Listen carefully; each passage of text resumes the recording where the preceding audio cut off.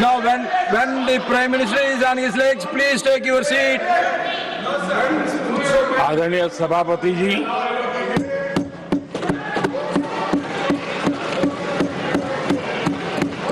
राष्ट्रपति जी के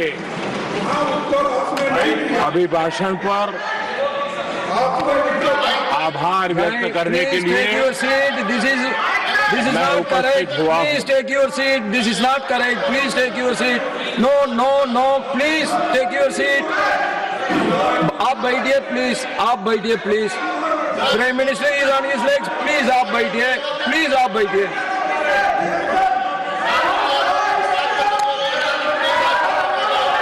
आदरणीय सभापति जी, इस धन्यवाद प्रस्ताव पर समर्थन के लिए इस सदन में अपनी भावनाओं को व्यक्त करना मैं अपना सौभाग्य मानता हूं। आदरणीय सभापति जी, विकसित भारत की यात्रा में बीते वर्ष देश के तेज प्रगति से विकास के वर्ष रहे हैं। Nothing will go on record except Prime Minister's जीवन के हर क्षेत्र में, समाज के हर वर्ग को उनके जीवन में परिवर्तन का एक कालखंड रहा है। एक सही दिशा में तेज गति से देश आगे बढ़ रहा है। आदरणीय राष्ट्रपति जी ने बहुत ही बढ़िया तरीके से पूरी संवेदनशीलता के साथ उन्होंने This is not correct. इस विषय को Sit your seat. हम Please. सबके सामने प्रस्तुत किया है। आदरणीय सभापति जी, मेरी एक प्रार्थना है, आदरणीय खड़गे जी की उम्र देखते हुए वो बैठ करके भी नारे बोल सकते हैं तो अच्छा होगा, ताकि उनको कष्ट न हो। पीछे नौजवान बहुत लोग हैं, तो खड़गे जी को No. आप बैठते भी When you are speaking, they are listening. You are नारे listening. बोलने की अनुमति दे दीजिए।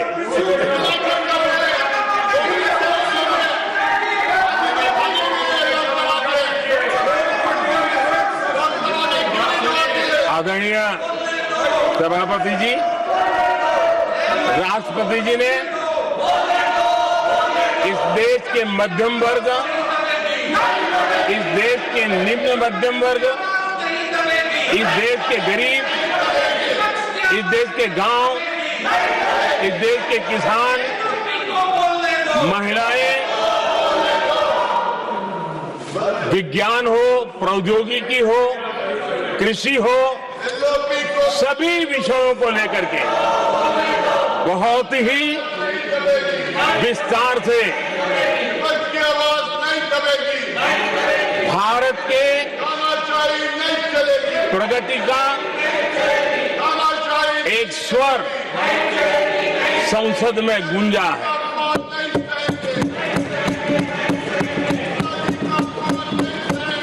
देश के नौजवान भारत के सामर्थ्य को कैसे आगे बढ़ा रहे हैं, इसकी भी विस्तार से चर्चा की है।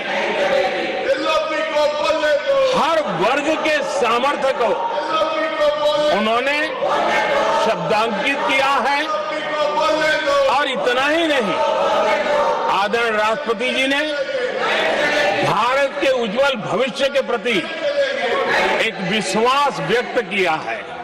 ये अपने आप में हम सबके लिए प्रेरक है। आदरणीय सभापति जी, 21वीं सदी का प्रथम क्वार्टर पूरा हो चुका है, लेकिन ये दूसरा क्वार्टर जैसे पिछली शताब्दी में भारत की आजादी के जंग में दूसरा क्वार्टर बहुत ही निर्णायक बना था। मैं साफ साफ देख रहा हूं कि विकसित भारत के निर्माण की दिशा में ये दूसरा क्वार्टर भी उतना ही सामर्थ्यवान होने वाला है, उतना ही तेज गति से आगे बढ़ने वाला है। और इसलिए आदरणीय सभापति जी, राष्ट्र का हर व्यक्ति ये महसूस कर रहा है कि एक अहम पड़ाव पर हम पहुंच चुके हैं। अब न हमें रुकना है, न हमें पीछे मुड़ करके देखना है। I will not go ahead to do what you are doing. आगे ही आगे देखना Please है, बैठिए. I am not going to let गति you से चलना down. है। You please बैठिए. और लक्ष्य को प्राप्त करके ही हमें सांस लेनी है, उस दिशा में हम आगे बढ़ रहे हैं। Nothing should go on without except the Prime Minister's speech.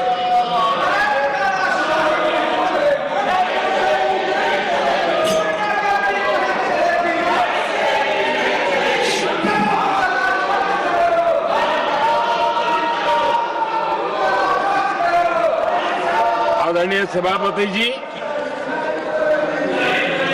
वर्तमान में अगर हम देखें तो भारत के भाग्य के अनेक सुयोग एक साथ हमें नसीब हुए। ये अपने आप में बहुत ही उत्तम संयोग है, ऐसा मैं मानता हूं। सबसे बड़ी बात है, विश्व के समृद्ध से समृद्ध देश भी बुजुर्ग होते जा रहे हैं। वहां की आबादी उम्र के उस पड़ाव पर पहुंची है हम जिन्हें बुजुर्ग के रूप में जानते हैं। हमारा देश ऐसा है जो विकास की नई ऊंचाइयां छू रहा है। उसी समय दिनों दिन हमारा देश युवा होता जा रहा है, युवा आबादी वाला देश है। ये अपने आप में एक बहुत अच्छा सुयोग है। आदरणीय सभापति जी, दूसरी तरफ मैं देख रहा हूं जिस प्रकार से विश्व का भारत के प्रति आकर्षण बढ़ा है, और उसमें भी विश्व भारत की टैलेंट का महात्म्य समझ रहा है। हमारे पास आज दुनिया का बहुत ही महत्वपूर्ण टैलेंट पूल है, युवा टैलेंट पूल है, जिसके पास सपने भी हैं, संकल्प भी है, सामर्थ्य भी है। और इसलिए ये दूसरा सुयोग है। शक्ति का आशीर्वाद हमारे साथ है। आदरणीय सभापति जी, भारत आज विश्व में जो चुनौतियां पैदा हो रही है, उन चुनौतियों का समाधान देने वाला एक देश आशा की किरण बना हुआ है, और हम समाधान दे रहे हैं। वैसा ही एक महत्वपूर्ण सुयोग है कि आज मेजर इकोनॉमी में भारत का ग्रोथ बहुत हाई है, और हाई ग्रोथ और लो इन्फ्लेशन ये बहुत ही यूनिक संयोग है, और ये हमारी अर्थव्यवस्था की मजबूती को प्रदर्शित करता है। आदरणीय सभापति जी, हम जिस गति से आगे बढ़ रहे हैं, जब हमें देश की जनता ने सेवा करने का मौका दिया, तब फ्रेजाइल 5 के रूप में ये देश जाना जाता था। जब हमें अवसर मिला, तब देश आजाद हुआ, तब हम दुनिया में 6 नंबर की इकोनॉमी थे। लेकिन इन लोगों ने ऐसा एक हाल करके रखा कि 11 पे पहुंचा दिया। आज हम 3 पर जाने की दिशा में तेज गति से।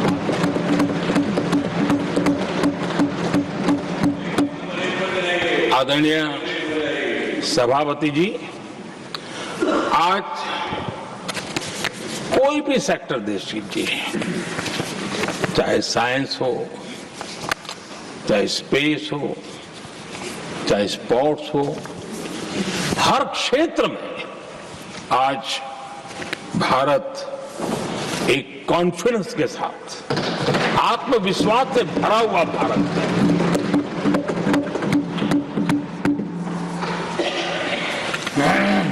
कोविड के बाद विश्व में जो स्थितियां पैदा हुई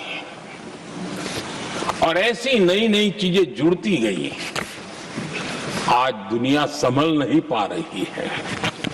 ऐसे में साफ साफ नजर आ रहा है कि दुनिया एक नए ग्लोबल ऑर्डर की तरफ, नए वर्ल्ड ऑर्डर की तरफ आगे बढ़ रहा है। सेकेंड वर्ल्ड वॉर के बाद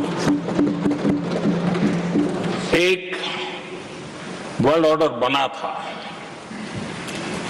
अब एक नए वर्ल्ड ऑर्डर की तरफ विश्व बहुत तेजी से आगे बढ़ रहा है। और सबसे बड़ी खुशी की बात है, सारी घटनाओं का और राजनीतिक तरीके से निष्पक्ष भाव से विश्लेषण करेंगे तो झुकाव भारत की तरफ है।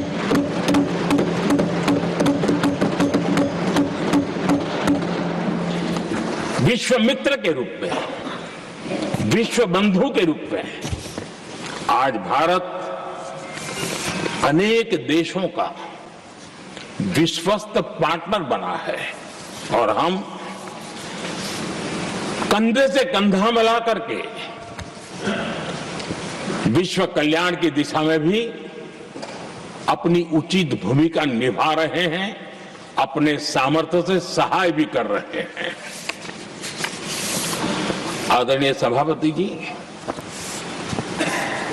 आज पूरा विश्व ग्लोबल साउथ की चर्चा करता है, लेकिन उस चर्चा के सूत्रधार के रूप में आज भारत वैश्विक मंचों पर ग्लोबल साउथ की बुलंद आवाज बन गया है।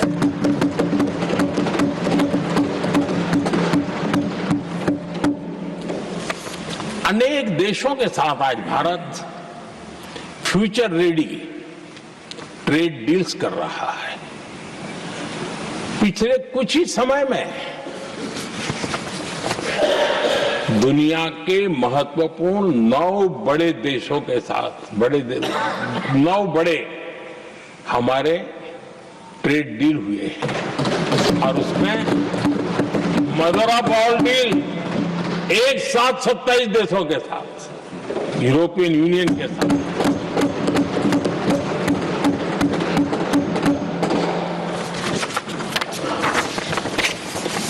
जो लोग थक गए,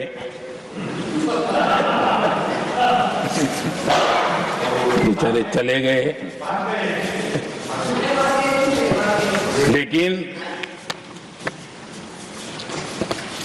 कभी न कभी उनको जवाब देना पड़ेगा कि देश की ऐसी हालत कैसे बना के रखी थी कि दुनिया का कोई देश हमसे डील करने के लिए आगे नहीं आता था।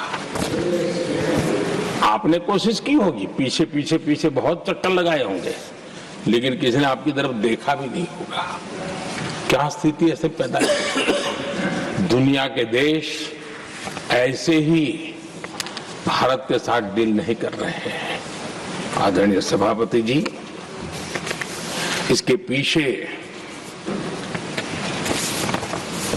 सबसे बड़ी बात, डेवलप कंट्रीज एक डेवलपिंग कंट्री के साथ डील करता है ना, वो अपने आप में भी अर्थ जगत के लिए बहुत बड़ा डील है। और मेरे लिए नई बात नहीं है।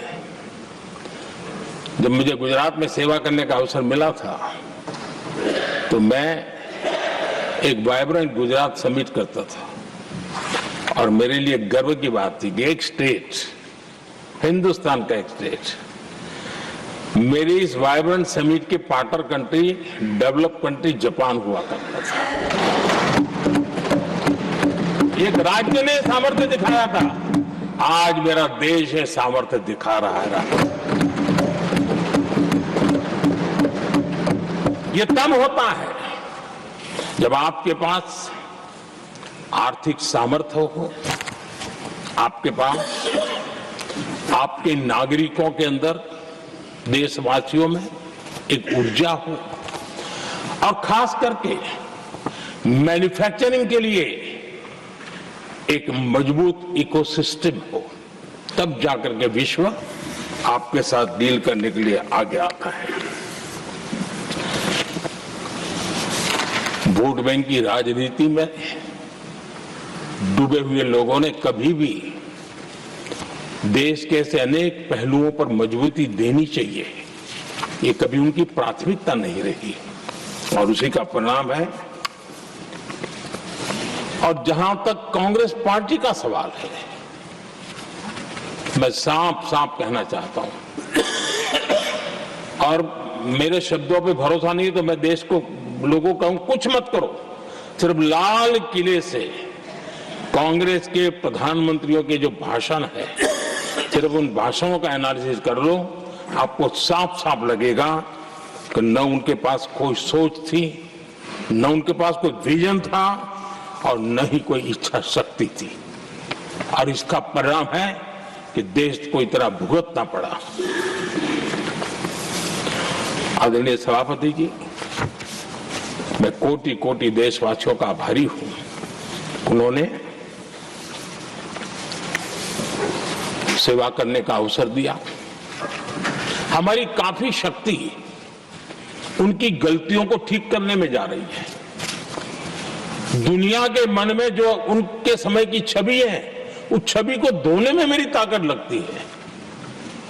ऐसा बर्बाद करके रखा हुआ था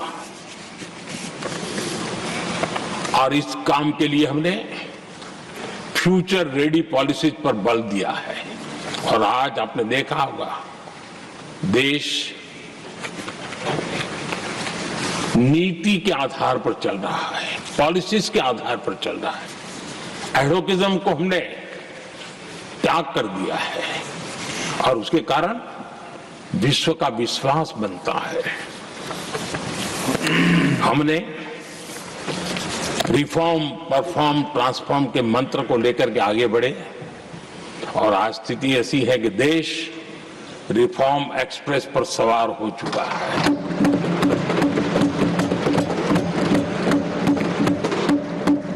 हमने स्ट्रक्चरल रिफॉर्म्स किए हैं, प्रोसेस से जुड़े रिफॉर्म्स किए हैं, पॉलिसीज में रिफॉर्म किए हैं।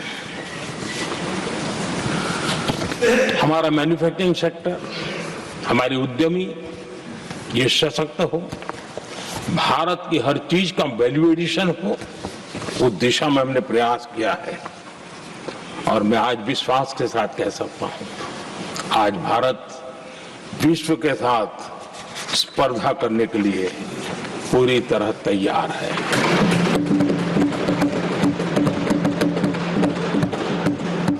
जब मैं विश्व के सीईओ फोरम की समिट देखता हूं, आज दुनिया हमारे उद्यमियों को समानता के रूप में देखती है।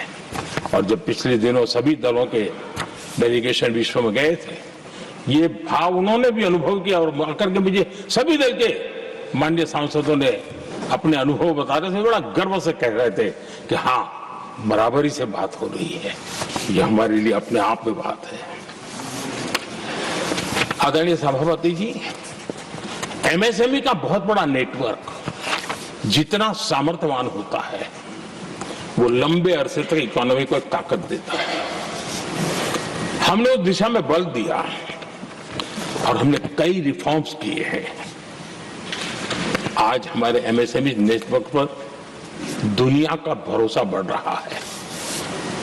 बड़े बड़े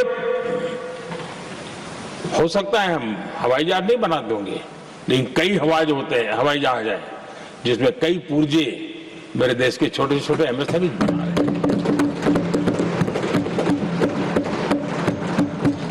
आदरणीय सभापति जी, देश में हुए इन प्रयासों का नतीजा सबके सामने है। बड़े बड़े देश भारत के साथ व्यापारिक संबंध बनाने के लिए बहुत ही आतुर है। यूरोपीय संघ का ट्रेड डील हो, अमेरिका के साथ अभी अभी हुआ जो ट्रेड डील हो, और कल हमारे पीयूष जी ने सदन में विस्तृत जानकारी भी दी है, और पूरा विश्व खुल करके इस ट्रेड डील का तारीफ कर रहा है। और उसमें जब यूरोपियन यूनियन के साथ ट्रेड डील हुआ तो विश्व को एक भरोसा हुआ कि अब वैश्विक स्तर पर स्थिरता की संभावना बढ़ेगी। अमेरिका के साथ ट्रेड डील होने के बाद विश्व को और भरोसा हो गया कि जो स्थिरता के एहसास हो रहा था अब गति का भी एहसास होने लगा है। विश्व के लिए शुभ संकेत है। आदरणीय सभापति जी, इसका सबसे बड़ा लाभ हमारे देश के नौजवानों को होगा। और जब मैं नौजवान कहता हूं तो उसमें मध्यम वर्ग का भी नौजवान होता है, शहर का नौजवान भी होता है, गांव का नौजवान भी होता है, बेटा भी होती है, बेटी भी होती है। और इसलिए उसे टुकड़ों में न देखा जाए। मेरे देश के युवा के सामर्थ्य का हमें गौरव करना चाहिए, और उनके लिए पूरा विश्व बाजार अब खुल चुका है।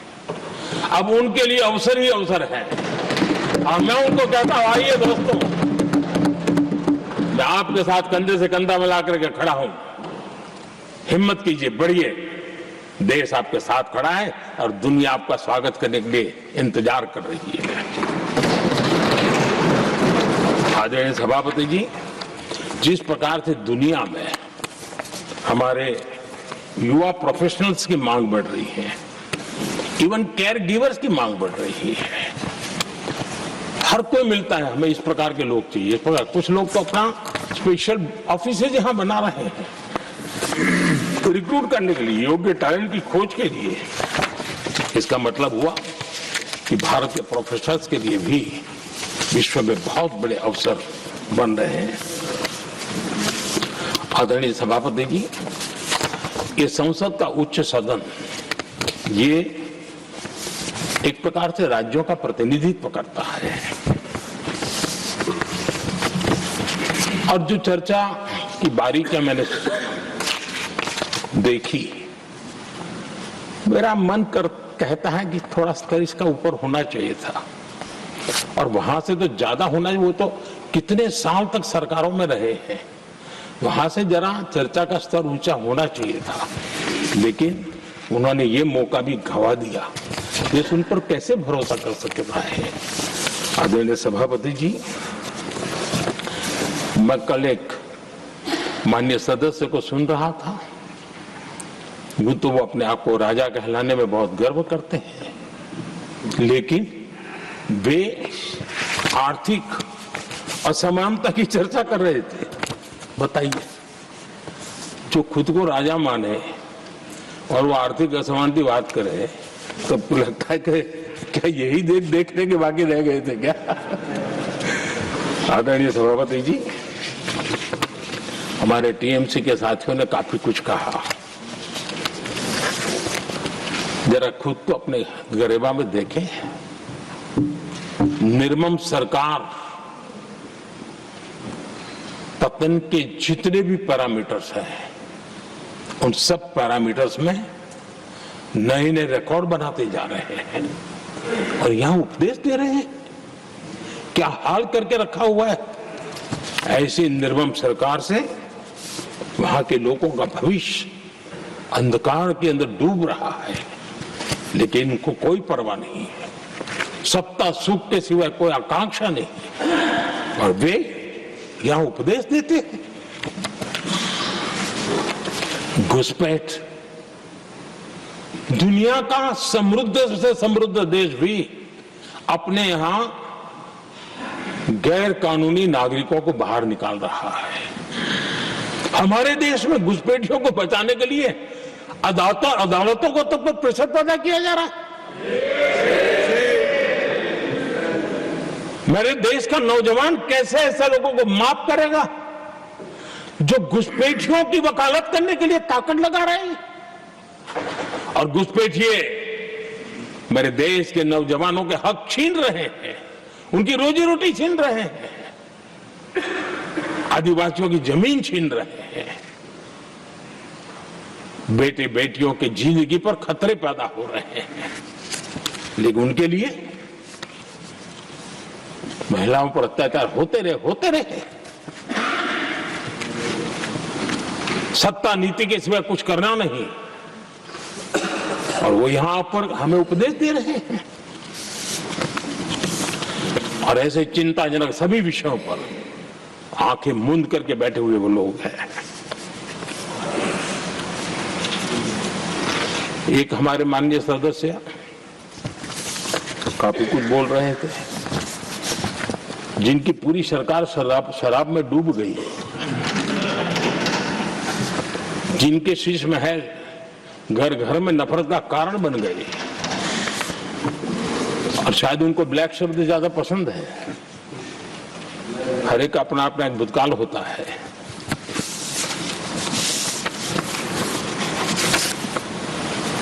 पता नहीं ब्लैक के साथ उनका क्या पुराना रिश्ता है। आदरणीय सभापति जी, ऐसे सभी साथियों से मैं आज जरूर कहूंगा, तुम कितना दुनिया को धोखा दोगे, तुम कितना दुनिया को धोखा दोगे। आईना देख लिया तो अपनी सच्चाई कहां छिपाओगे।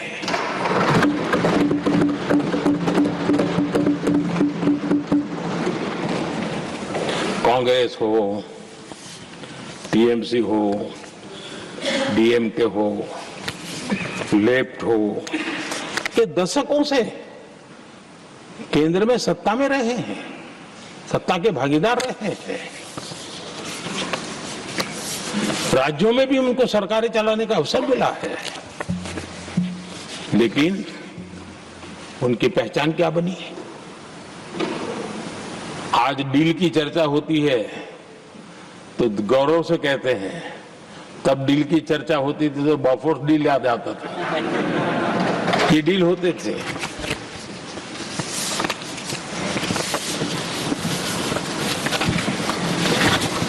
उन्होंने सिर्फ जेब भरने का काम किया।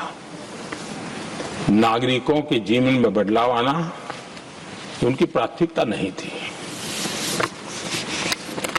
आदरणीय सभापति जी, मैं कुछ उदाहरणों के साथ भी बात बताना चाहता हूं, क्योंकि यहाँ चर्चा में ये सारे विषय आए हैं और इसलिए मुझे कहना बहुत जरूरी है। अब एक उदाहरण देता हूं मैं बैंकिंग सेक्टर का। बैंकिंग सेक्टर एक प्रकार का अर्थव्यवस्था की ग्रिड होता है। 2014 से पहले फोन बैंकिंग का कालखंड था। नेता के फोन जाते थे और उसके आधार पर करोड़ों रुपया दे दिए जाते थे और गरीबों को तो बैंकों में दुत्कार मिलती थी, नफरत होती थी। देश की 50% से ज्यादा आबादी बैंक के दरवाजे तक नहीं देख पाई थी। कांग्रेस के नेताओं के फोन पर अरबों रुपये लोगों को दे दिए गए। जो ले जाते थे वो अपनी पर्सनल प्रॉपर्टी मान करके पैसे हजम कर जाते थे। यही खेल चलता रहा। कांग्रेस और यूपीए के राज में और आज जो इंडी अलायंस बन करके बैठे हैं उनके राज में बैंकिंग व्यवस्था तबाही के कगार पर खड़ी थी। मैं नया प्रधानमंत्री के पद का दायित्व मुझे मिला, मैं एक देश के मुखिया से मैं मिला, ऐसे ही बात कर रहा था। मैंने कहा बैंकिंग की दृष्टि से हम कुछ आगे बढ़ना चाहिए। उन्होंने कहा पहले एक बार साहब जरा अभी आप नए हो, आपके बैंकों की व्यवस्था का अध्ययन कर लीजिए। हम कैसे हिम्मत करें? एक देश के नेता ने कोई एक जानकारियां थी, उसने मुझे बताया यहां इनको कोई परवाह ही नहीं। यानी एक प्रकार से उन्होंने जिस प्रकार से बैंकिंग व्यवस्था को एनपीए के पहाड़ खड़े हो गए थे। जहां भी देखो चर्चा चलती थी एनपीए का क्या होगा, एनपीए का क्या होगा, कैसे बचेंगे। आदरणीय सभापति जी, चुनौती बड़ी थी लेकिन हमने समझदारी से काम लिया। बैंकिंग व्यवस्था के सब कर्ता धर्ताओं को विश्वास में लिया। रिफॉर्म की आवश्यकता थी, हिम्मत के साथ रिफॉर्म किए, पारदर्शी व्यवस्था बनाई, ढेर सारे बैंकिंग रिफॉर्म्स हुए और जो सरकारी बैंक दुर्बल हो चुकी थी, ठीक नहीं चल पाती थी, उसको हमने बड़ी बैंक के साथ मर्जर कर दिया। और मुझे याद है किसी एक महाशय बड़े अपने आप को विद्वान मानने वाले लिखा था, अगर मोदी सरकार बैंकों में ये कर ले तो हिंदुस्तान का बहुत बड़ा रिफॉर्म हो जाएगा। वो काम मैंने आते ही कर दिए थे। आदरणीय सभापति जी, और इन सारी चीजों का नतीजा हुआ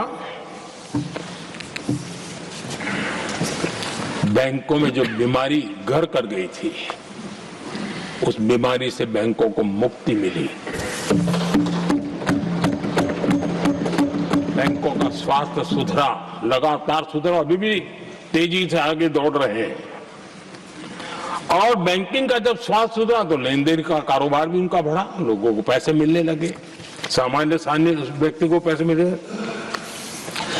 ऐसे ऐसे गरीब लोगों को लोन मिले जिनके लिए कभी बैंक के दरवाजे बंद थे, बेचारा दूर से देख करके उसे जाना पड़ता था। आज मुद्रा योजना जो देश के नौजवान को अपने पैरों पर खड़े रहने की ताकत देता है, मुद्रा योजना जो स्वरोजगार की प्रेरणा देता है, लेकिन स्वरोजगार के भाषण के काम नहीं होता है, उसका हाथ पकड़ना पड़ता है, उसको साथ देना पड़ता है, उसको सहाय देनी पड़ती है।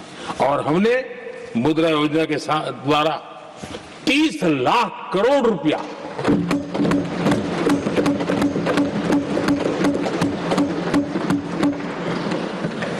₹30 लाख से ज्यादा लोन मुद्रा योजना के माध्यम से और बिना गारंटी देश के नौजवानों के हाथ में दिया और उन्होंने अपने कारोबार को आगे बढ़ाया। और गर्व की बात है उसमें बहुत बड़ी मात्रा में माताएं बहनें भी हकदार बनी, लाभार्थी। सेल्फ हेल्प ग्रुप, इन दिनों ग्रामीण महिलाएं बड़े सपने देखती हैं, खुद अपने पैरों पर खड़ा होना चाहती थी। विमेन सेल्फ हेल्प ग्रुप का हमने विस्तार तो किया ही किया, लेकिन 10 करोड़ बहनों को हमने सीधी आर्थिक मदद की व्यवस्था की। हमारे एमएसएमई सेक्टर को हमने भरपूर लोन दी और मैं आज बड़े संतोष के साथ, बड़ी जिम्मेवारी के साथ इस पवित्र सदन में कहना चाहता हूं, हमने एनपीए जिसके पहाड़ हुआ करते थे 2014 के पहले, आज उसको हमने नीचे निम्न स्तर पर लाकर के खड़ा कर दिया। आज एनपीए 1% से भी नीचे है। ये अपने आप में बैंकों के स्वास्थ्य के लिए बहुत उत्तम काम हमने किया है। इतना ही नहीं, हमारे बैंकों का प्रॉफिट आज रिकॉर्ड पर है, हाई रिकॉर्ड है उसके। ये अपने आप में देश की अर्थव्यवस्था को ताकत देने के लिए, बैंकिंग व्यवस्था मजबूत होती है तो बाकी अर्थव्यवस्था को भी मजबूती मिलती है, उस काम को कहेगा। आदरणीय सभापति जी, मैं एक और उदाहरण देना चाहता हूं। हमारे पीएसयूज, आमतौर पर पीएसयूज के संबंध में मान्यता बन चुकी थी, वो बनते ही हैं बीमार होने के लिए, वो बनते ही हैं बर्बाद होने के लिए, वो बनते ही हैं बंद होने के लिए। हमने इस पूरी मानसिकता को हकीकतों के आधार पर बदलने में सफलता प्राप्त की है। और ये लोग पीएसयूज को लेकर के कितनी गलत बातें फैलाते थे। अर्बन नक्सल की तरह ऐसे पीएसयूज के दरवाजे के बाहर मजदूरों की मीटिंग करके भड़काने का पाप करते थे, गुमराह करने का काम करते थे। इन्होंने LIC, state bank of India और भी HAL, ऐसे हर एक को बड़ा भला बुरा वाला इतना भद्दे तरीके से, जब उनकी सरकार थी तब तो ये इन चीजों को संभाल नहीं पाते थे, उसको कुछ कर भी नहीं पाते थे। आदरणीय सभापति जी, हमने इसमें भी हिम्मत दिखाई। हमने पीएसयूज के संबंध में भी रिफॉर्म्स किए, रिफॉर्म्स की लगातार परंपरा चलाई। आज LIC बेस्ट तरीके से होते हैं, पूरे कार्यकाल में अपना LIC का जन्म हुआ तब तक उत्तम से उत्तम परफॉर्मेंस का कालखंड उसका गुजर रहा है। जिन पीएसयूज को कांग्रेस के नेता ताले लगवाने की कगार पर पहुंच चुका था और उसी पर अपनी राजनीतिक रोटी सेकने का प्रयास भी किया गया था, आज हमारे पीएसयूज रिकॉर्ड प्रॉफिट पर हैं।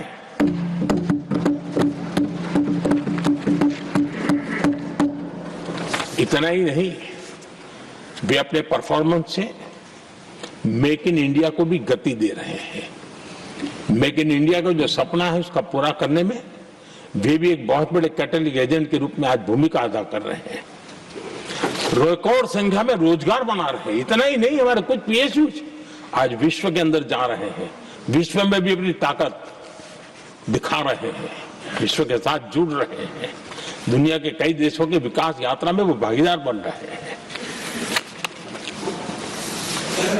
आज हमारे पीएसयूज को बहुत बड़े बड़े ऑर्डर देश से भी और देश के बाहर से भी मिलने लगे हैं। ये अपने आप में मैं जो कहता हूं ना, एक बहुत महत्वपूर्ण पड़ाव पर ये देश 25 साल है, उसका संकेत यहां नजर आता है। आदरणीय सभापति जी, कांग्रेस ने विश्वासघात करने के विषय में भी हमारे देश के अन्नदाता को भी नहीं छोड़ा। इस देश में 10 करोड़ किसान ऐसे हैं जिनके पास 2 हेक्टेयर से भी कम जमीन है, छोटे किसान हैं। उनकी तरफ कभी परवाह नहीं की गई, उनकी तरफ कभी देखा नहीं गया, नहीं उनके दिमाग में ये छोटे किसानों का कोई महात्मा था। उनको लगता है कुछ बड़े लोगों को संभाल लिया तो गाड़ी चल जाएगी, और यही राजनीति करते रहे। आदरणीय सभापति जी, हमारे दिल में छोटे किसान के प्रति एक दर्द था। हम जमीनी हकीकतों से परिचित थे और उसी के कारण हम पीएम किसान सम्मान निधि योजना लेकर के,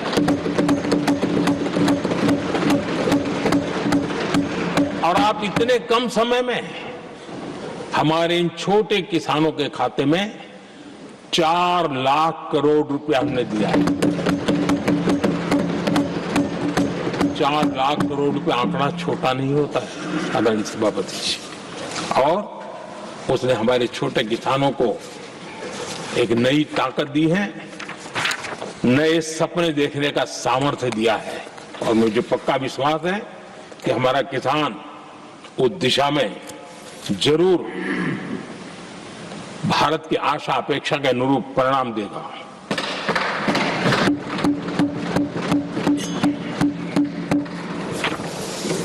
आदरणीय सभापति जी,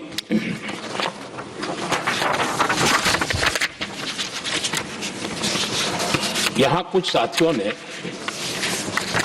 इम्प्लीमेंटेशन के संबंध में शिकायतों का भाषण काफी किए। शायद वो तय करके आए थे कि ऐसा ऐसा बोलना है, तो इसमें तो उनका ऐलान दिखता था, बाकी में तो नहीं दिखता है। आदरणीय सभापति, जब ये इम्प्लीमेंटेशन को लेकर के इतनी बड़ी बड़ी बातें करते हैं, मैं एक जरा किस्सा सुनाता हूं। मैं किसी का भला बुरा कहने के लिए नहीं कर रहा हूं, मैं सिर्फ हकीकतें रख रहा हूं। परेशानी जिनको होगी उनको होगी, लेकिन तथ्य तो तथ्य ही होते हैं। हमारे देश के एक नेता हिमाचल प्रदेश के दौरे पर गए थे और वहां से आने के बाद उन्होंने खुद ने ये घटना कहीं सुनाई, रिकॉर्ड पर उपलब्ध है। उसमें उन्होंने कहा,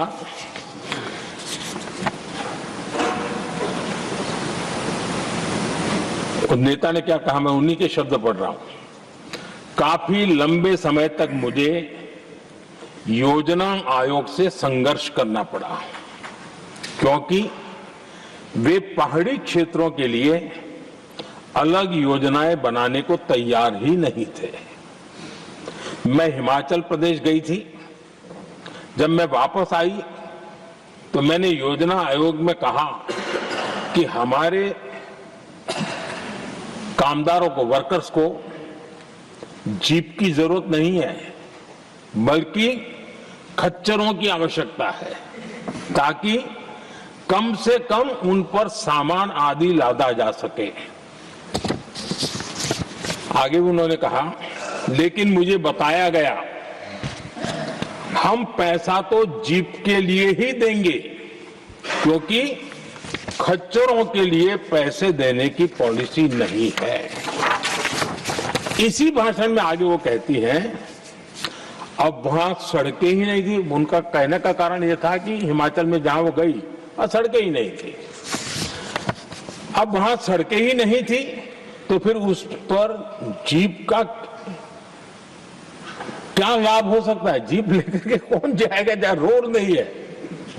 लेकिन उस समय योजना आयोग का जोर था, या तो जीप या तो कुछ भी नहीं। आदरणीय सभापति जी, ये भाषण किसी और का नहीं, ये कांग्रेस के वरिष्ठ नेता और तत्कालीन प्रधानमंत्री इंदिरा गांधी का भाषण है।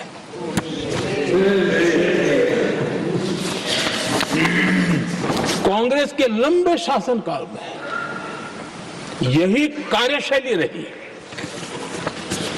और जिसको इंदिरा जी खुद जानती भी थी कि ये पाप चल रहा है,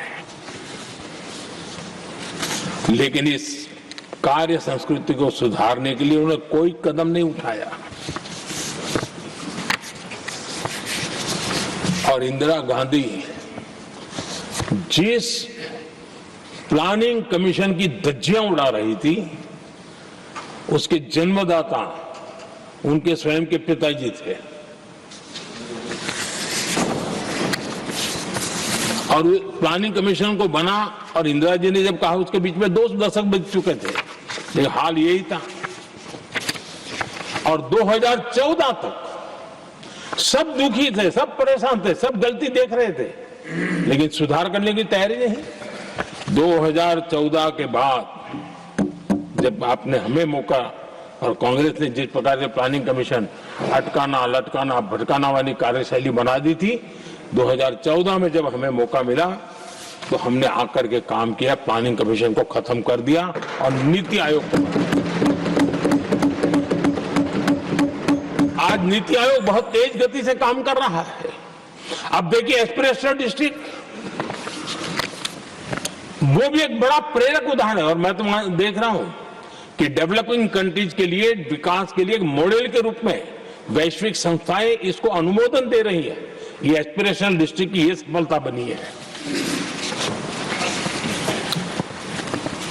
देश के कई जिले ऐसे थे जिसको पिछड़े मान करके छोड़ दिया गया था और वहां करोड़ों लोगों की जो मौलिक जरूरतें थी उसको भी नकार दिया गया था।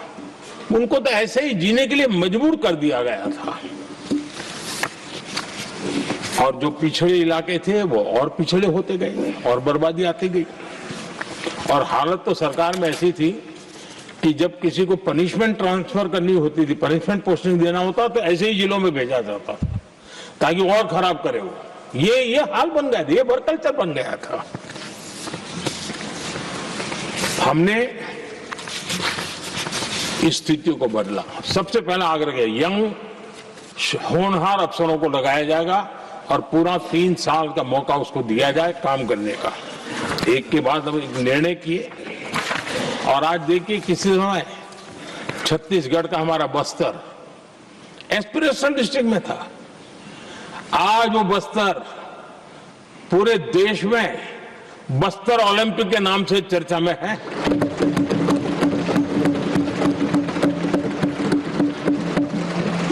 आज विकास की धारा बस्तर के गांव-गांव पहुंच रही है। अभी कुछ गांवों में पहली बार बस देखी, पूरे गांव ने उत्सव मनाया बस्तर में।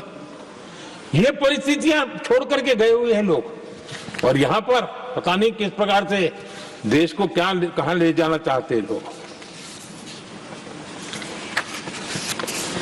आदरणीय सभापति जी, इंप्लीमेंटेशन क्या होता है, ये एस्पिरेशनल डिस्ट्रिक्ट एक बहुत बड़ा शानदार उदाहरण है। ऐसे तो सैकड़ों उदाहरण हैं, लेकिन मैं कहने के लिए इसको उल्लेख कर रहा हूं।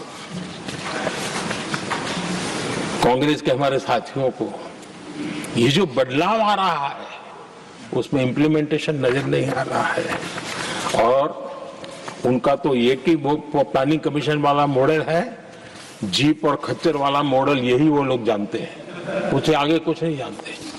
और इंप्लीमेंटेशन कैसे करते हैं, मेरा जन्म नहीं हुआ था उसके पहले सरदार वल्लभ भाई पटेल ने नर्मदा नदी पर बांध बांधने की कल्पना की। विषय तो पक्का हो गया, सरदार साहब नहीं रहे, खैर नेहरू जी ने शिलान्यास किया। अब इंप्लीमेंटेशन देखिए इनको। मेरा जन्म नहीं हुआ था जब इसकी कल्पना की गई थी और प्रधानमंत्री बनने के बाद मैंने उसका उद्घाटन किया, ये हाल है।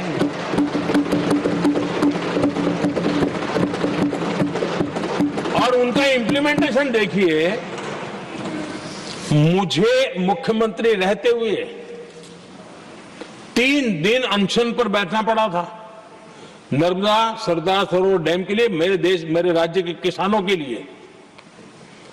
मैंने अपने आप को दांव पर लगा दिया था, तब जाकर के भारत सरकार को झुकना पड़ा और तब जाकर के सरदार सरोवर डैम के कंस्ट्रक्शन को गति मिली और यहां मैं पहुंचा तब मुझे उसका उद्घाटन करने का सौभाग्य मिला। और आज कच्छ तक हावड़ा बीएसएफ के लोग जहां बैठते हैं वहां तक नर्मदा का शुद्ध पानी पीने के लिए पहुंच रहा है। इंप्लीमेंटेशन क्या होता है, और यहां पर इम्प्लीमेंट किसी ने शब्द पकड़ा दिया, हर एक के मुंह से वही निकल रहा था।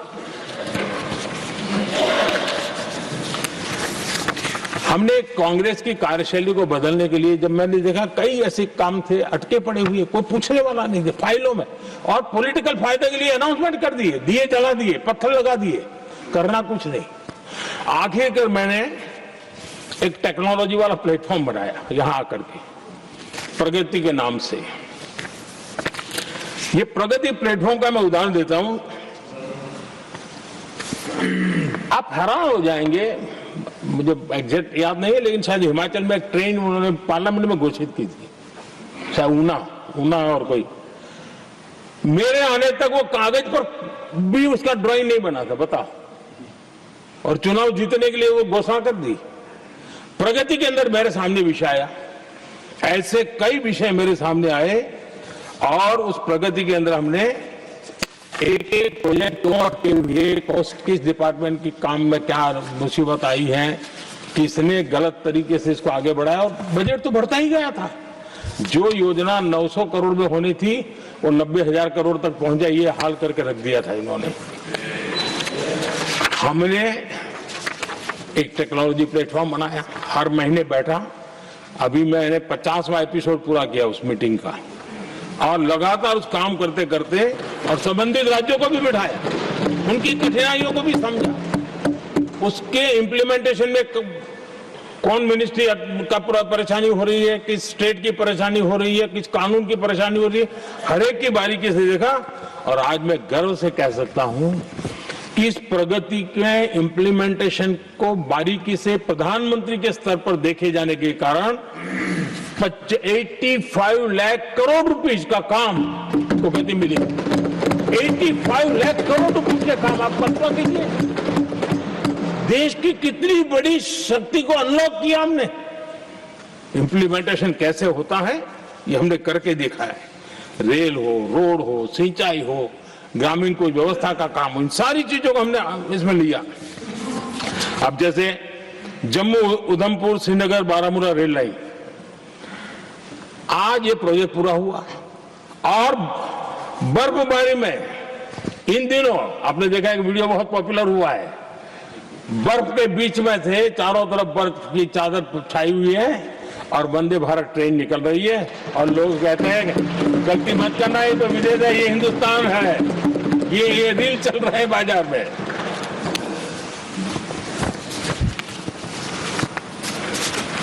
लेकिन 3 दशक तक यही प्रोजेक्ट लटका हुआ था। 3 दशक, 30 साल, आप कल्पना कर सकते, 2 पीढ़ी आगे बढ़ जाए, ये यही के अटके पड़े थे। हमारी सरकार ने इसको पूरा किया।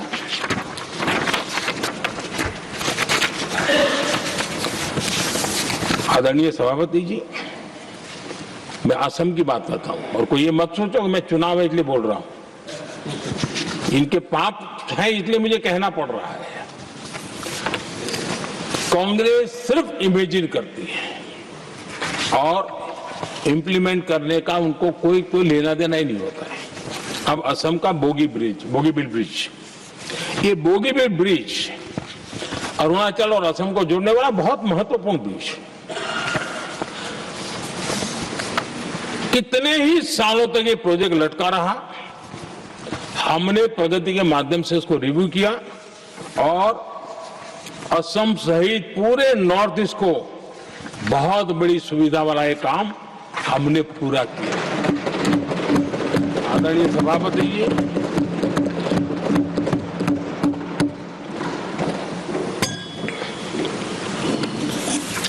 इंप्लीमेंटेशन की बातें जब करते हैं तो एक बार हमारे पास तो तथ्यों के साथ चीजें हैं कि हमने चीजों को समय पर पूरा करने की दिशा में आगे बढ़े। और इन दिनों तो जो काम कर रहे हैं समय से पहले हो रहा है। हमने पूरी दुनिया को कहा था कि हम 2030 तक यहां पहुंचेंगे सोलार में, हमने वो काम 2025 में कर दिया। हमने इथेनॉल का समय तय किया था, हम उसमें भी 2-3 साल पहले ही काम पूरा कर लिया। तो एडवांस में हम काम पूरा करने का इंप्लीमेंटेशन की ताकत हमारे से उससे भी ज्यादा है। आदरणीय सभापति जी, भाजपा हो, एनडीए हो, हमारा अप्रोच, चीजों की तरफ देखने का हमारा दृष्टिकोण, समस्या के समाधान के लिए हमारी सोच और कांग्रेस के बीच में आसमान जमीन का अंतर है, बहुत फर्क है। मैं आपको उदाहरण देता हूं। हमारी सोच यह है कि 140 करोड़ देशवासी ये इतने सामर्थ्यवान हैं कि वह चुनौतियों को समाधान दे सकते हैं। ये हमारी सोच है, हमारा भरोसा है देशवासियों पर, उनके सामर्थ्य पर हमारा भरोसा है, और यही लोकतंत्र की भी सच्ची ताकत होती है। लेकिन कांग्रेस देशवासियों को ही समस्या मानती है। अब मैं इनका इतना बोल करके छोड़ दूंगा तो आज पता नहीं रात को उनको नींद नहीं आएगी और गालियां कल कैसी दे उसका प्लानिंग चलेगा। लेकिन मैं उदाहरण के साथ बताना चाहता हूं किस प्रकार से लोग सोचते थे देशवासियों के लिए।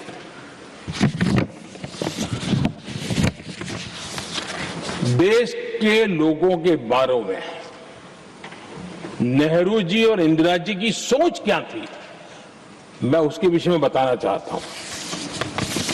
इंदिरा जी एक बार ईरान गए थे और ईरान में वो भाषण दे रही थी और उस भाषण में उन्होंने नेहरू जी के साथ जो बातचीत हुई थी उसका उल्लेख किया।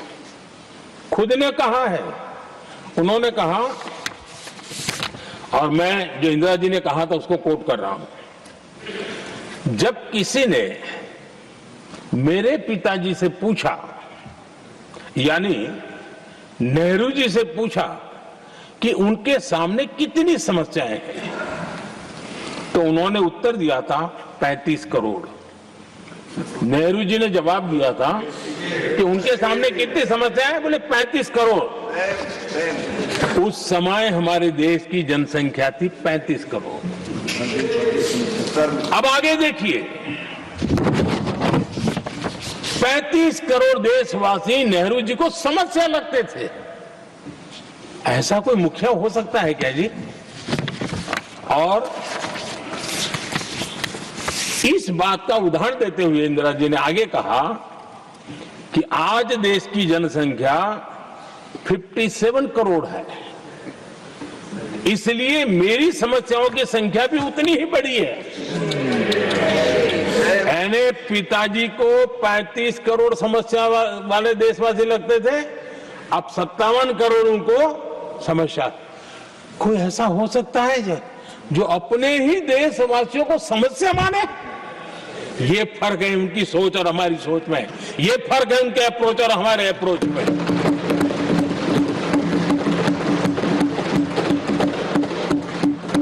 नेहरू जी हो या इंदिरा जी हो या पूरी कांग्रेसी बिरादरी हो, ये लोग भारत के लोगों को समस्या मानते हैं। आदरणीय सभापति जी, मेरे कई कोटेशन मिलेंगे। मैंने दुनिया के सामने कहा है, देश के सामने कहा है, और कहा है इसलिए नहीं, ये मेरा कन्विक्शन है।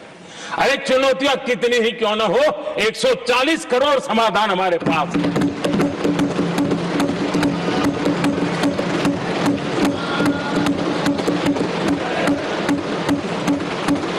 हमारे लिए देशवासी समर्थक की पूंजी है। हमारे लिए हर देशवासी भारत का उज्जवल भविष्य का नियंता है, निर्माता है, कर्ता धर्ता है। हम उसको समस्या कैसे कह सकते हैं? ऐसी सोच वाले लोग अपने परिवार का ही भला करेंगे और किसका करेंगे? आदरणीय सभापति जी, देश के लोगों का अपमान करते रहना ये कांग्रेस के स्वभाव में पड़ा हुआ है, उनके संस्कारों में पड़ा हुआ है। कांग्रेस ने बीते दिनों राष्ट्रपति जी का अपमान किया। चुनाव के बाद जिस प्रकार से हमारे राष्ट्रपति जी के लिए शब्द कहे गए हैं, शर्मिंदगी महसूस होती है कि ये कैसे लोग हैं? भारत के राष्ट्रपति के लिए क्या बोल रहे हैं लोग? आदरणीय सभापति जी, कल लोकसभा में भी राष्ट्रपति जी के अभिभाषण पर चर्चा नहीं हो पाई। ये राष्ट्रपति पद, उसका घोर अपमान किया है। उनको संविधान शब्द मुंह में बोलने की अधिकार नहीं रहता है। जो लोग गरीबी से निकली हुई एक महिला, आदिवासी परिवार से आई हुई एक महिला,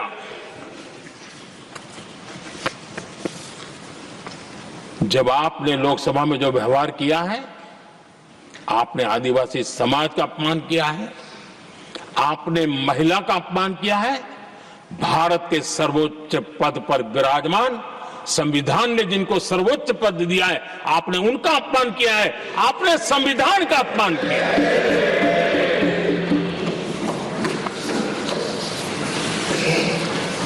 आदरणीय सभापति जी, उनको कुछ भी लगता हो, कांग्रेस को ये गुनाह की Honorable members, it is now 6 p.m. If the House agrees, we may sit beyond 6 p.m. till disposal of the motion of thanks and the presidential address. Do I have the leave of the House to extend the sitting beyond 6 p.m.? Thank you. आदरणीय सभापति जी, समय बढ़ाने के लिए मैं आपका और सदन का बहुत आभार व्यक्त करता हूं।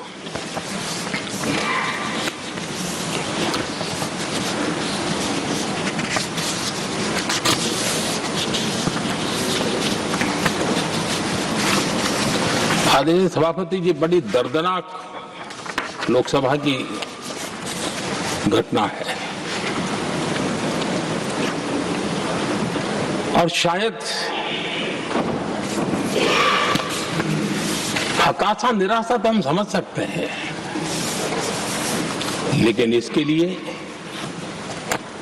देश के पवित्र लोकतंत्र के मंदिर को ही इस रूप में कर देना, और उस समय चेयर पर असम के ही हमारे एक माननीय सांसद बैठे थे और उस समय कागज फेंके गए, टेबल पर चढ़ दिया गया। क्या ये नॉर्थ ईस्ट का अपमान नहीं है? क्या असम के नागरिकों का अपमान नहीं है?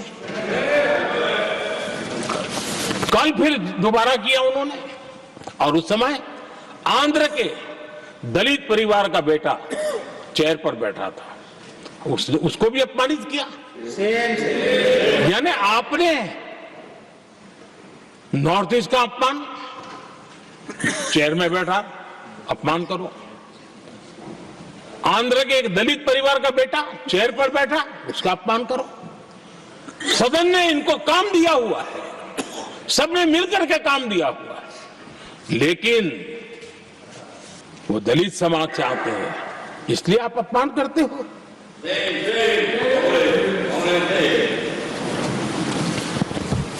और ऐसा लगता है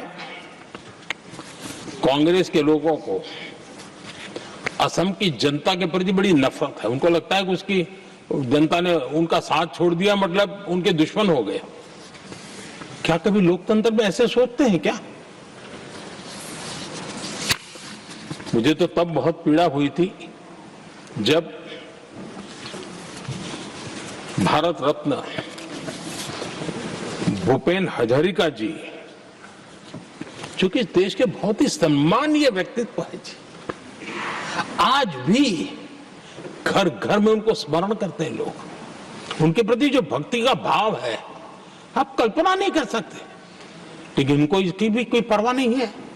और जिस प्रकार से, और हमारा सौभाग्य था कि हमने भूपेन हजारिका जी के देश के लिए जो उनका योगदान था, नॉर्थ ईस्ट जैसे इलाके से पूरे देश को अपने वाणी से, अपने विचारों से, अपनी अभिव्यक्ति से बांध के रखा था।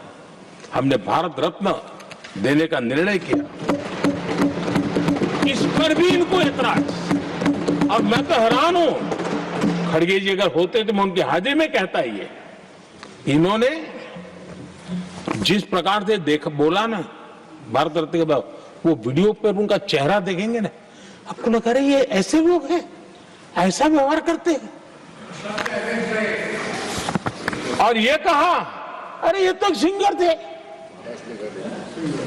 मैं समझता हूं कि एक किसी का भी अपमान करने में कभी भी पीछे नहीं रहते हैं। उन्होंने भूपेन हजारिका जी को भारत रत्न दिया, उसका भी विरोध किया। ये पूरे असम का विरोध है, पूरे देश के कला प्रेमियों का विरोध है। और मुझे पक्का विश्वास है असम कभी भी इस अपमान को भूलने वाला नहीं है।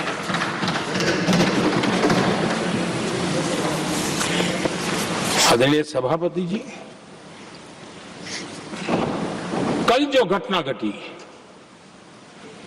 इसी सदन के एक माननीय सांसद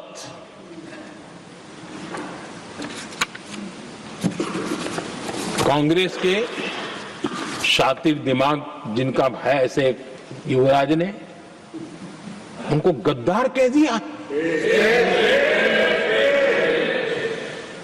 अहंकार कितनी सातवें आसमान पर पहुंच चुका है इनका।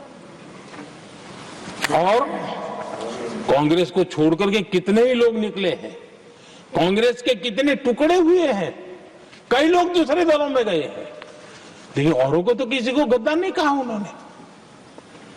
लेकिन कल सांसद को गद्दार इसलिए कहा क्योंकि वो सिख थे। ये सिखों का अपमान था, ये गुरुओं का अपमान था। और कांग्रेस के अंदर जो कूट कूट करके सिखों के प्रति नफरत भरी पड़ी है ना, उसका वो अभिव्यक्ति थी। और इसी सदन के माननीय सांसद है वो, और उनको जरा भी दर्द नहीं, पर आज खड़े होकर के कह सकते थे कि कल जो हुआ इसी सांसद की गरिमा के अनुरूप नहीं था, हमें खेद है। एक शब्द तो बोल लेते, लेकिन सिखों के प्रति उनके मन में जो नफरत भरी पड़ी है, और इसी के कारण उन्होंने कल, और जिसका परिवार देश के लिए शहादत देने वाला परिवार के वो सदस्य है, उन्होंने अपने राजनीतिक विचारों में परिवर्तन किया, इसलिए गद्दार हो गए। और एक गद्दार शब्द छोटा नहीं है। मेरे देशवासी को कोई गद्दार कहे, ये कैसे देश सहन करेगा? और वो भी एक सिख है इसलिए गद्दार कहना बहुत दुर्भाग्य की बात है। और ऐसे लोग कांग्रेस को नहीं डुबाएंगे तो क्या करेंगे?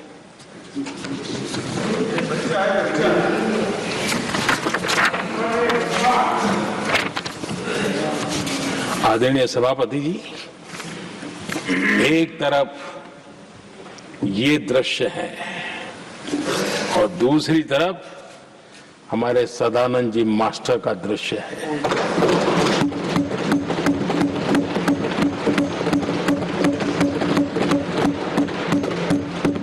राजनीतिक विद्वेष के कारण उनके दोनों पैर काट दिए गए। भरी जवानी में दोनों पैर काट दिए। कटे हुए पैर से जिंदगी गुजार रहे हैं, लेकिन संस्कार इतने ऊंचे हैं कि वाणी में भी अपशब्द नहीं निकलता है, बर्तन में भी कटुता नजर नहीं आता। गर्व होता है। और कल जब देश ने, जब उनका पहला भाषण हो रहा था सदन में, और उन्होंने जब अपने बेंच पर आपसे इजाजत लेकर के अपने कटे हुए पैर के लिए वो जो लीम का उपयोग करते हैं, आर्टिफिशियल लीम का, उन्होंने जब रखा, वो दृश्य देश के लिए पीड़ादायक था कि इस देश में ऐसा ही बंधारण की बातें करने वाले इंडिया अलायंस के लोग, और ये इंडिया अलायंस पूरा जिम्मेवार है इसके लिए, वैचारिक असहमति के कारण एक नौजवान के, और वो भी एक टीचर, शिक्षक के प्रति गर्व से, आदर से देखा जाता है, उसके पैर काट दे। लेकिन उनको कोई खेद नहीं है, उनको कोई दर्द नहीं है। लेकिन मैं मास्टर सदानंद जी को हृदय से अभिनंदन करता हूं कि उन्होंने जिस प्रकार से इतनी भयानक हमले के बाद भी देश की सेवा का अपना व्रत जारी रखा, और आज देश की नीति निर्धारण में अंदर अपना योगदान दे रहे हैं। ये गर्व की बात है। और ऐसे लोगों के सहारे हम राजनीति में जीते हैं, काम करते हैं, देश के लिए जीने मरने की प्रेरणा मिलती है। ये संस्कार हमें पाए हैं, ऐसे लक्षावधि कार्यकर्ताओं के तब से पाए हुए हैं। आदरणीय सभापति जी,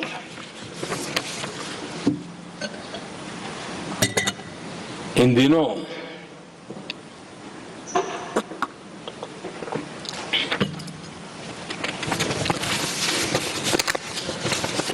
और वैसे कांग्रेस के हमारे साथियों का मुझ पर जरा विशेष प्रेम है। वो स्पेशल प्रेम है। और जब मैं जिम्मेवारी जो मिली है उसके तहत, और जिम्मेवारी न मिलती तो भी देश के लिए जीना तुमने सीखा है। हम विकसित भारत की जमीन मजबूत कर रहे हैं, उसको एक ताकत दे रहे हैं। एक तरफ देश के युवाओं के लिए मजबूत जमीन तैयार कर रहा हूं, तो कांग्रेस मोदी की कब्र खोदने के कार्यक्रम करवा रही है। और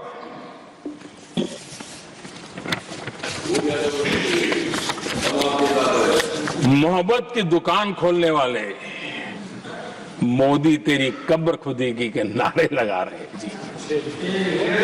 ये कौन सी मोहब्बत की दुकान है जो देश के ही किसी नागरिक के कब्र खोदने के सपने देखती हो? ये कौन सा संविधान से उन्होंने सीखा है जो देश के ही किसी नागरिक के कब्र खोदने की बात करते हो? क्या ये संविधान का अपमान नहीं है? क्या ये मानवता का अपमान नहीं है? क्या ये सार्वजनिक जीवन की मर्यादाओं का अपमान नहीं है? और उनको इसका कोई खेद नहीं है। अगर इसके बाद क्या बयान देंगे? बयान देखो, प्रधानमंत्री राज्यसभा में भी रो रहा था।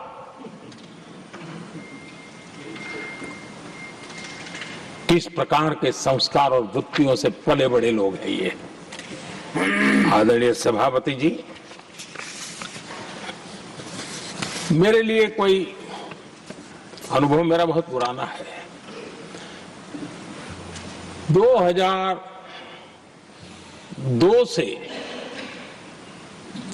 जब वे विपक्ष में थे तब से, और 2004 से जब वो सत्ता में आए तब से, और 2014 से मैं जब यहां आया तब से, पिछले 25 साल से संसद का एक भी सत्र ऐसा नहीं गया, मोदी संसद का सदस्य नहीं था, एक भी सत्र ऐसा नहीं गया जिसमें इस सदन के अंदर मोदी को गाली देने का काम न किया हो इन लोगों ने। 25 साल। और मुझे किसी ने पूछा था, मोदी जी आपके स्वास्थ्य का क्या राज है? मैंने कहा मैं डेली 2 किलो गाली खाता हूं।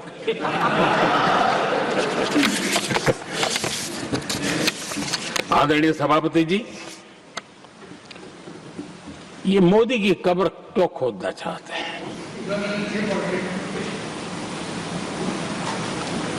ये सिर्फ नारा नहीं है, ये इनके भीतर पड़ी हुई नफरत का प्रतिबिंब है, इसकी अभिव्यक्ति है। और वे इसलिए हैं, हमने 370 की दीवार गिरा दी, इसलिए वो मोदी की कब्र खोदना चाहते हैं। हमने नॉर्थ ईस्ट में बम बंदूक और आतंक का जो छाया बना रहता था, नॉर्थ ईस्ट में शांति और विकास का राह अपनाई, इसलिए वो मोदी की कब्र खोदने पर सोच रहे हैं। पाकिस्तानी आतंकियों को घर में घुस करके जवाब देते हैं, इसलिए मोदी की कब्र खोदने की बात कर रहे हैं। ऑपरेशन सिंदूर करते हैं, इसकी उनको परेशानी होती है और इसलिए वो मोदी की कब्र खोदते हैं। माओवादी आतंक से देश को मुक्ति दिलाने के लिए साहसपूर्ण कदम उठा रहे हैं, इसलिए मोदी की कब्र खोदती है आपको। हमें नेहरू जी ने देश के साथ बहुत बड़ा अन्याय किया था, सिंधु जल समझौता करके। उस सिंधु जल समझौते को हमने एबेंस में डाल दिया। क्या इसलिए आप मोदी की कब्र खोदने के नारे लगा रहे हो? आदरणीय सभापति जी, कांग्रेस की परेशानी कुछ और है। ये पचा नहीं पा रहे कि मोदी यहां तक पहुंचा कैसे, और उनकी परेशानी बढ़ती जा रही है कि भाई पहुंचा तो पहुंचा, लेकिन अब तक टिका क्यों है। और इसलिए वे एक ही रास्ता उनके लिए बचा हुआ लग रहा है कि मोदी तेरी कब्र खुदेगी। आदरणीय सभापति जी, ये तो मान करके बैठे थे। उनका लोकतंत्र, संविधान के कोई लेना देना नहीं। उनको तो लगता है कि प्रधानमंत्री पद उनके परिवार की जागीर है, उस पर कोई और बैठ नहीं सकता। ये जो उनके भीतर में नफरत पड़ी हुई है ना, मोहब्बत की दुकान में जो आग भरी पड़ी हुई है ना, उसका परिणाम है। और इसीलिए कोई क्यों बैठा, हमारा पैतृक अधिकार था, इसलिए मोदी की कब्र खोदने का नारा लेकर के वो चल रहे हैं। आदरणीय सभापति जी, कांग्रेस के शाही परिवार को देश ने दशकों तक अवसर दिया है, ऐसा नहीं है। देश ने आपके लिए भी अपना भविष्य दांव पे लगाया था, लेकिन आपने गरीबी हटाओ के नारे लगाए, गुमराह किया। लाल किले पर से कांग्रेस के एक भी प्रधानमंत्री के भाषण में गरीबी हटाने की बात ना आई हुआ, ऐसा नहीं हुआ है। लेकिन किसी भी प्रधानमंत्री ने गरीबी हटाने के लिए क्या किया, वो एक बार भी नहीं आया। वो नारे से अधिक कुछ नहीं था उनका। और मोदी ने रास्ता अपनाया गरीब को एम्पावर करने का, गरीब को सशक्त करने का। और मेरे देश के गरीबों को मैं सलाम करता हूं, उन्होंने देश की योजनाओं को समझा, स्वीकारा और अपने सामर्थ्य को बढ़ाने के लिए प्रयास किया। मैं देश के गरीबों का गौरवगान करता हूं कि हमारी नीतियों पर भरोसा करके, हमारी नीयत पे भरोसा करके उन्होंने भी अपने आप को खपाने के लिए कोई कमी नहीं रखी। और 25 करोड़ मेरे गरीब परिवार के भाइयों ने गरीबी को परास्त किया और खुद गरीबी से बाहर आए हैं। मैं उनको सलाम करता हूं। मेरे 25 करोड़ देशवासी जो निराशा में पड़े हुए थे, दूर एक आशा की किरण दिखाई दी, उठ खड़े हुए और आज हमारे साथ चल पड़े। आदरणीय सभापति जी, 2014 के पहले इम्प्लीमेंटेशन की बातें करते थे। हमारे यहां सैकड़ों लोग रेलवे क्रॉसिंग पर मरते थे। स्कूल की बस रेलवे क्रॉसिंग से जा रही है, 20-20, 25-25 स्कूल के बच्चे मरने की खबरें आती हैं।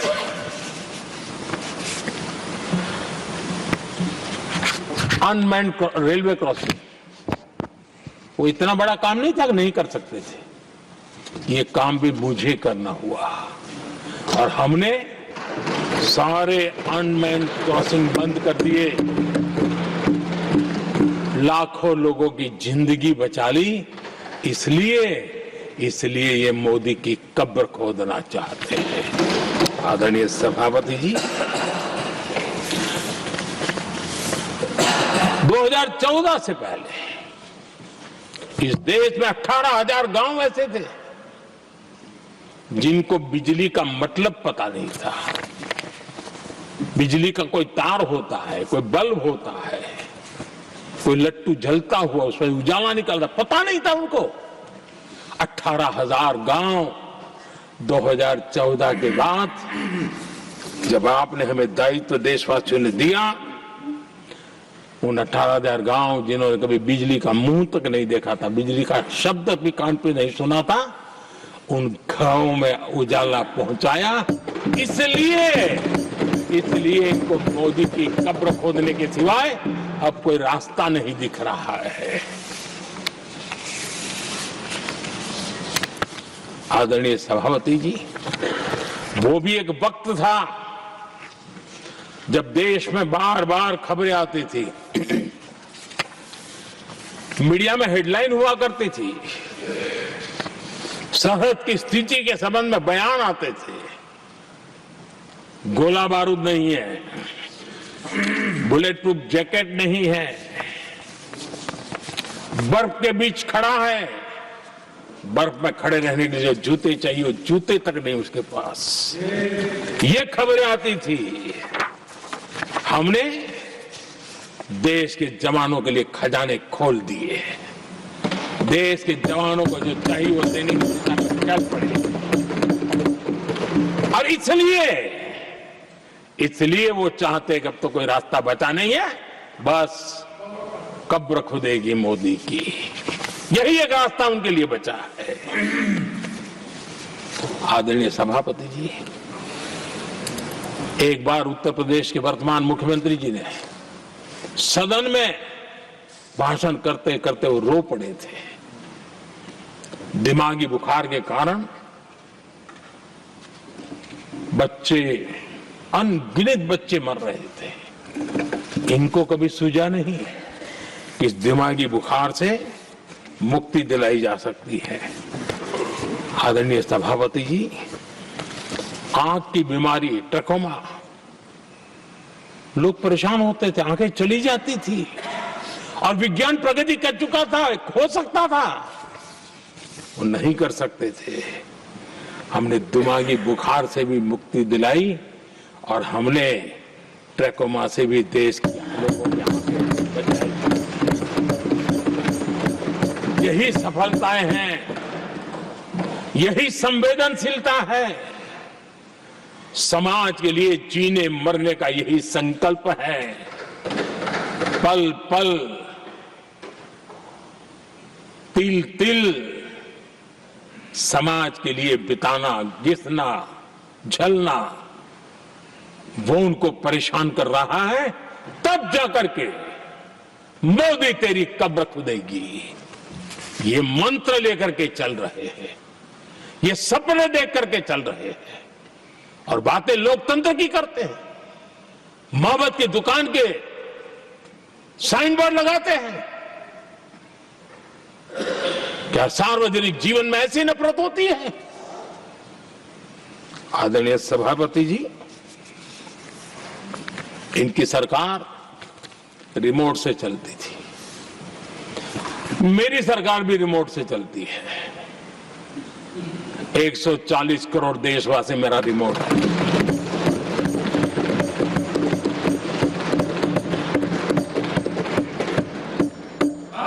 एक 140 करोड़ देशवासियों के सपने, 140 करोड़ देशवासियों की आकांक्षाएं, देश के नौजवानों के संकल्प,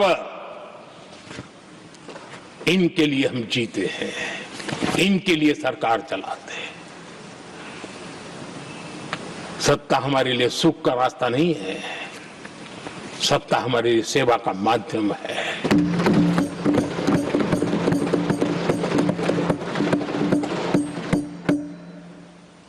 मुद्रा योजना, लाखों करोड़ों की मदद मिली, स्वरोजगार को बल दिया। कांग्रेस ने कभी स्टार्टअप कल्चर को प्रमोट ही नहीं किया।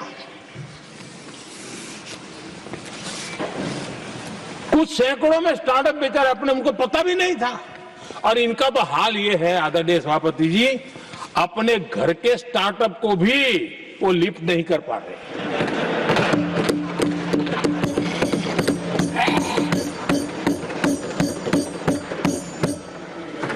और हमारी सरकार में आज 2 लाख से ज्यादा स्टार्टअप है।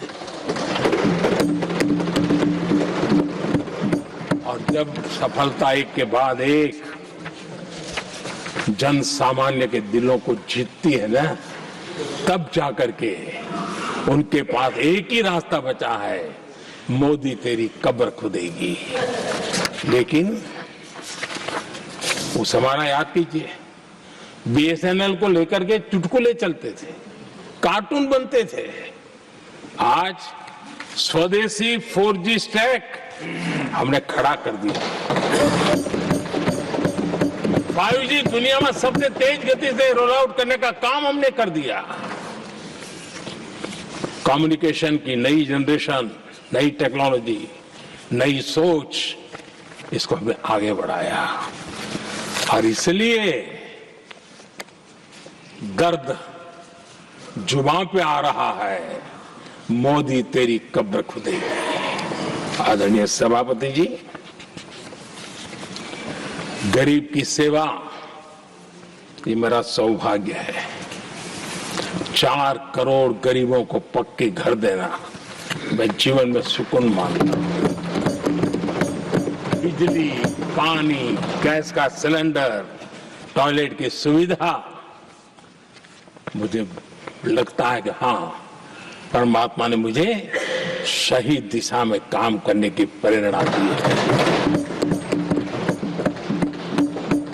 पहली बार गांव की महिला गर्व से कह रही है, हाँ मैं लखपति दीदी बनी हूं, तो दूसरी कह रही है इस साल तक मैं लखपति दीदी बन जाऊंगी। जो बन गई है उनको जब पूछता हूं, नहीं बोले साहब अब तो करोड़पति के लिए सोच रहे हैं। ये जो मिजाज बदला है, जो आत्मविश्वास बढ़ा है, और ऐसे देश के कोटि कोटि जनों के आशीर्वाद जिस इंसान पर हो, कोटि कोटि माताओं बहनों का जिस पर रक्षा कवच हो, नारे कितने ही लगा लो, कब्र तुम नहीं खोद पाओगे। ये देश की शक्ति,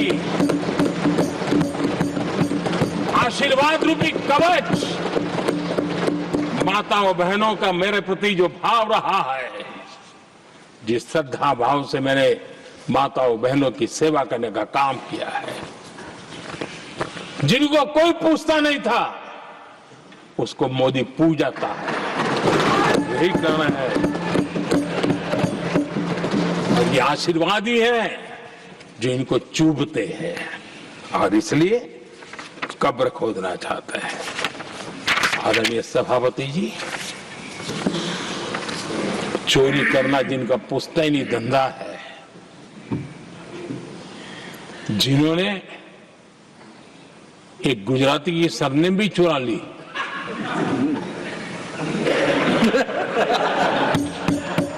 महात्मा गांधी की सरनेम चुरा ली, ये लोग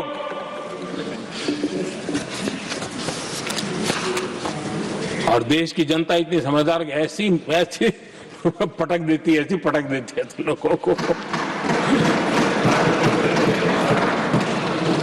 आदरणीय सभापति जी, हम एक विकसित भारत का सपना लेकर के चले हैं, और आज वो सपना देश के लोगों की ऊर्जा के कारण संकल्प में बदल चुका है। आज कहीं पर भी जाइए, हर कोई ये कहता है कि 2047 तक विकसित भारत बनना है, और मैं हैरान हूं, कुछ हमारे साथी सदन में इतने निराशावादी, इतने जमीन से कटे हुए लोग, बदलती हुई दुनिया से अनभिज्ञ लोग पता नहीं क्या बोल रहे हैं। वो कहते हैं हम मोदी ये भी 2047 की क्या बोल रहा है, 2047 किसने देगा है? हमारे देश के लिए, आजादी के लिए जो लड़ते थे, जो फांसी के तख्त पर चढ़ जाते थे, जो लाठियां खाते थे, गोलियां खाते थे, जो काला पानी की सजा के लिए अंडमान निकोबार के सेल्यूलर जेल में जिंदगी बिता देते थे, लक्षावधि नौजवान अपने पढ़ाई का भविष्य का सोचे बिना, कोई परवाह किए बिना सिर्फ देश के लिए सोचने के लिए निकल पड़े थे। क्या उन्होंने कभी ये सोचा होता कि यार हमारे कालखंड में तो आजादी मिलेगी नहीं, कि मैं क्यों करूं? तो क्या देश कभी आजाद होता?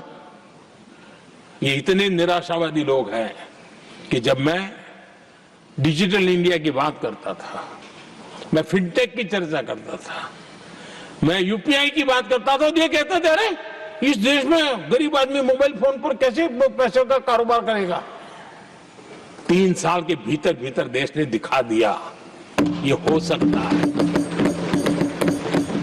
और मैं हैरान था जिस दिन ऐसा भाषण संसद में हुआ, देश का मीडिया भी, मैं भी, ऐसे लोग, उनकी जो इकोसिस्टम है वो नाच रही थी कि देखिए मोदी को तगड़ा जवाब दिया। मोदी ने जवाब नहीं दिया। आपके हाथ में मोबाइल फोन जब यूपीआई से चलता है, काम करता है ना, तो जवाब अपने आप मिल जाता है।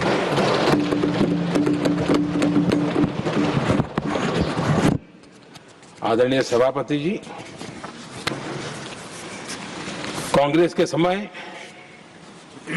एक व्यंग चला करता था और आमतौर पर कहा हुआ और सीरियस नेचर की चर्चा में भी आता था, हंसी मजाक में भी आता था। इंडिया मिस द बस, ये कॉमन वर्ड हो चुका भाई, मौका गंवा दिया, बाजी हाथ से चली गई। इंडिया मिस द बस, ये हमेशा होता था। आदरणीय सभापति जी, आज भारत कोई बस मिस नहीं कर रहा है, आज भारत काफिले का नेतृत्व कर रहा है।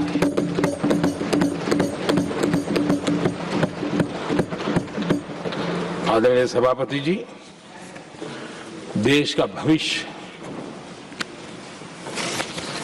उज्जवल बनाना है, वर्तमान भी उज्जवल बनाने के लिए अविरत कार्य करना होता है।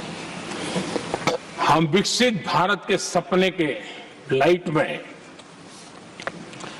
5 वर्ष की योजना बनाते हैं और हर वर्ष का बजट बनाते हैं और हम दिशा तय करके चलते हैं, क्योंकि हमारे लिए अगला चुनावी लक्ष्य नहीं होता है, हमारा लक्ष्य है 2047 विकसित। अरे चुनाव तो आएंगे जाएंगे, मेरा देश अजरा अमर रहने वाला है और हम देश की युवा पीढ़ी के हाथ में समृद्ध हिंदुस्तान देने का सपना लेकर के चलेंगे। जिन बच्चे जो आज जो घर में बालक है ना, उनको भी मैं देख करके सोचता हूं कि मैं इसके हाथ में ऐसा हिंदुस्तान दे करके जाऊं ताकि हमें अपने काम का संतोष हो। 2047 क्यों, 2047 क्यों, ये बातें करते हैं। आदरणीय सभापति जी, आज जिस प्रकार से हम इनिशिएटिव लिए, चाहे स्पेस हो, साइंस हो, टेक्नोलॉजी हो, समंदर की गहराई हो, जल, थल, नभ, अंतरिक्ष, हर क्षेत्र में नए संकल्प, नई ऊर्जा, नए कदम और नई सिद्धियों को लेकर के देश आज आगे बढ़ रहा है।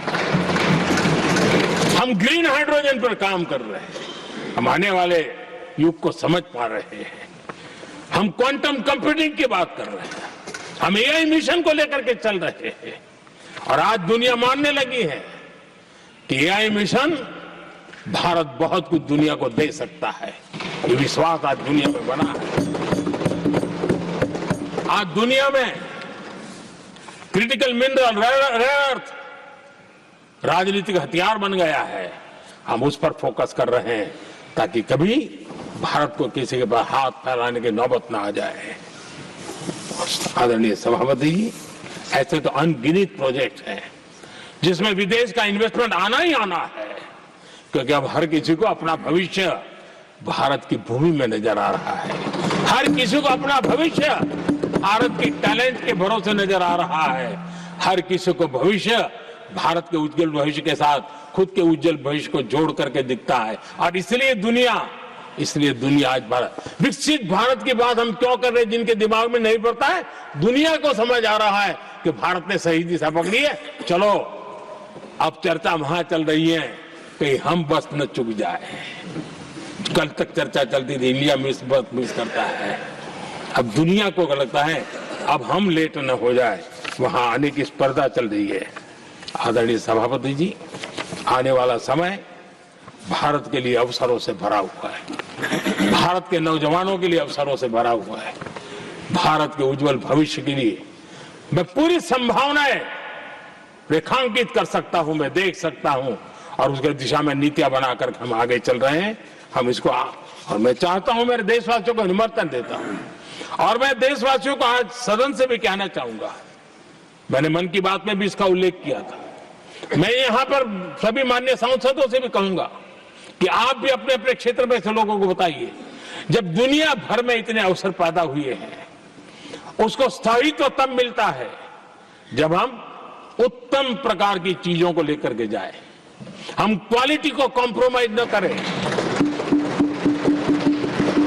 मुनाफा कम क्यों न हो लेकिन क्वालिटी को हम निरंतर उत्तम करते जाएंगे। इनोवेशन करना पड़ेगा, करेंगे, रिसर्च करना पड़ेगा, करेंगे, प्रोडक्ट में मटेरियल बदलना पड़े तो बदलेंगे, लेकिन हम दुनिया में क्वालिटी की दृष्टि से उत्तम हो, तब जाकर के जो आज राजनीतिक दृष्टि से जो निर्णय होते हैं उसका बेनिफिट लेने के लिए हमने पीछे नहीं रहना चाहिए। मेरे देशवासियों से मैं आज यही आग्रह करूंगा कि आप क्वालिटी के विषय में मेरा साथ दीजिए, क्वालिटी में कॉम्प्रोमाइज न करिए। आप देखिए, दुनिया सिर्फ और सिर्फ made in India, made in Bharat, made in India, made in Bharat, इसके लिए गीत गाने लग जाएगी। आदरणीय सभापति जी, मैं कांग्रेस के मित्रों का भी आज आभार व्यक्त करता हूं कि कम से कम मुझे, उनको पता था, पहले प्रयोग कर चुके थे, पिछले 10 साल में मुझे 5-6 बार इस प्रकार से बोलने से रोका गया, क्योंकि उनको मालूम था एक बार शुरू होता हूं तो रुकता नहीं।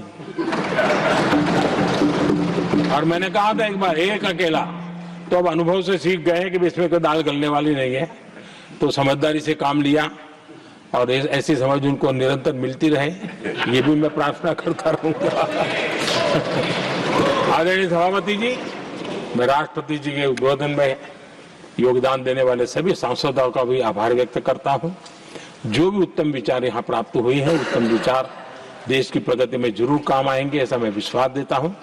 और आदरणीय राष्ट्रपति जी का इस संबोधन के लिए मैं हृदय से आभार व्यक्त करते हुए मेरी वाणी को विराम देता हूं। बहुत बहुत धन्यवाद।